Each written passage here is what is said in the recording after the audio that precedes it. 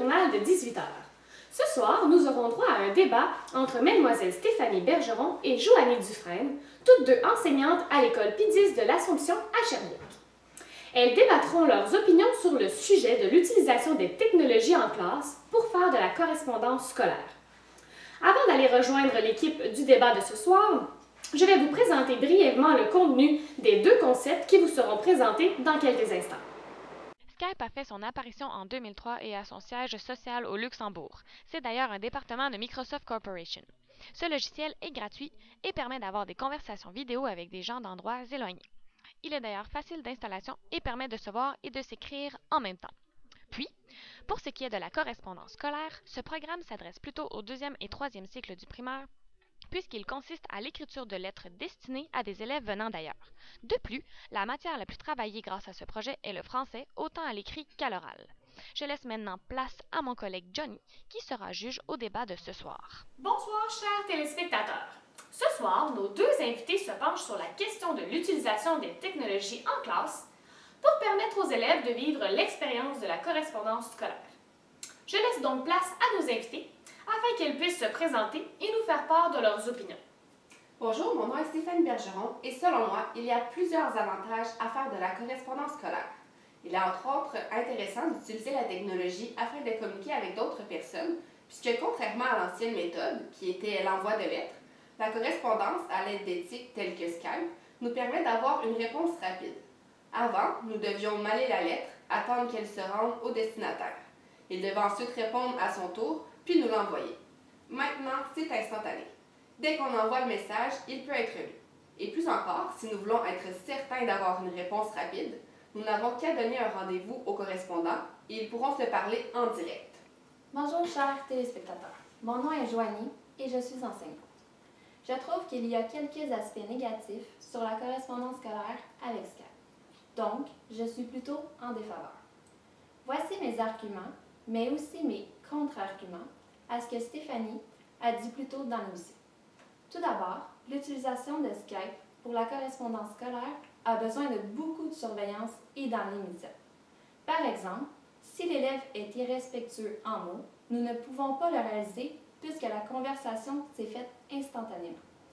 De plus, oui, je suis d'accord avec le fait que l'enseignante peut revoir les conversations écrites, mais lorsqu'il y a eu un non-respect, il est un peu trop tard pour réajuster la situation.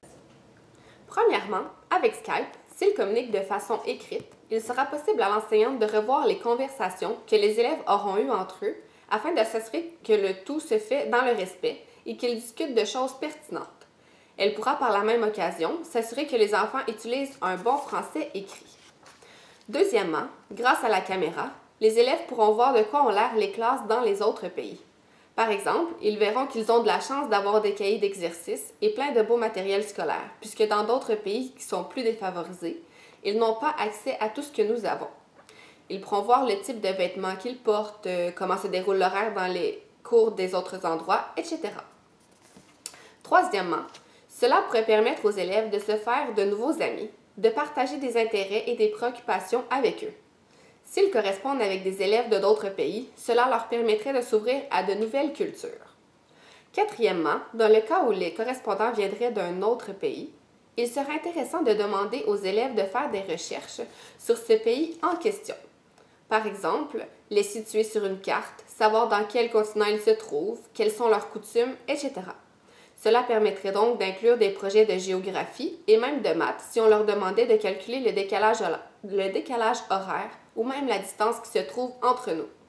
Nous voyons donc que la correspondance scolaire nous amène à faire plein de projets intéressants en classe, pouvant regrouper plusieurs matières. Alors, pour toutes les raisons nommées précédemment, je trouve qu'il est très intéressant et pertinent de faire la correspondance scolaire à nos élèves par Skype. Maintenant, à ton tour, Joanie, de nous dire ce que tu penses de cela.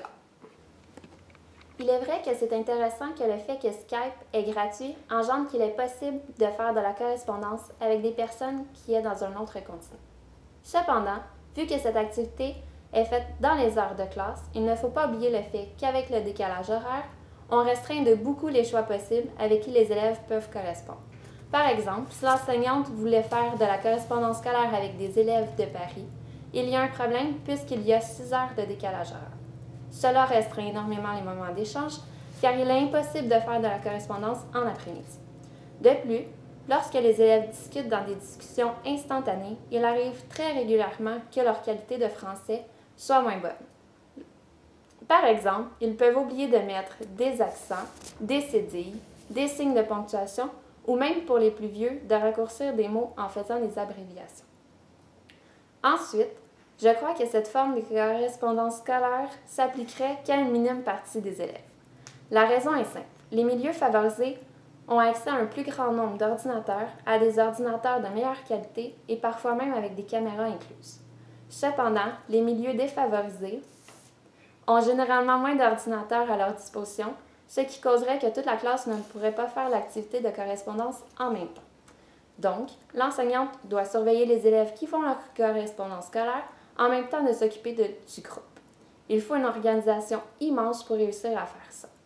Pour terminer, la correspondance scolaire traditionnelle avec l'écriture de lettres permet que toute la classe puisse le faire en même temps et permet à l'enseignante de vérifier les textes avant qu'ils soient envoyés. Je vous remercie, mesdemoiselles, d'avoir accepté de participer à cette émission et j'espère que ce débat aura permis aux téléspectateurs de mieux se situer face à l'utilisation comme Skype dans nos écoles. Oh! Justement, mon collègue vient de m'avertir qu'il est présentement en ligne avec un auditeur qui aimerait partager son opinion avec nous. Je lui cède donc la parole pour qu'il puisse lui poser quelques questions. Merci bien, Johnny. Oui, bonsoir. Qui est à l'appareil? Joanne Lemieux. Et d'où venez-vous? Je viens de Saint-Jean-sur-Richelieu. Parfait. Maintenant, que pensez-vous de l'utilisation de Skype dans les classes pour permettre aux élèves de faire de la correspondance scolaire? Au début, je dois dire que j'étais réticente à l'idée d'introduire de nouvelles technologies en classe, surtout du fait que Skype implique que les enfants puissent se filmer. Par contre, après avoir entendu Mademoiselle Bergeron au sujet de la correspondance scolaire grâce à ce logiciel, je ne peux m'empêcher de dire que je suis réjouie par cette idée. Cela pourrait permettre aux jeunes de s'ouvrir sur le monde et de leur faire voir différentes cultures. De plus, le tout peut se faire d'une manière sécuritaire et structurée tout en ayant l'opportunité d'aborder d'autres matières scolaires telles que les mathématiques ou la géographie. Le débat de ce soir m'a permis de voir tous les avantages qu'offre cette technologie. Merci beaucoup d'avoir pris le temps d'appeler et je vous souhaite une belle fin de soirée. Je vous laisse maintenant avec Colette pour la fin du téléjournal. Donc, chers téléspectateurs, c'est ce qui conclut notre téléjournal de ce soir. Je vous souhaite donc une agréable fin de soirée et j'espère que notre programmation vous a plu. Ne manquez pas le téléjournal de demain où nous aurons comme invité Céline Dion. Merci et au revoir.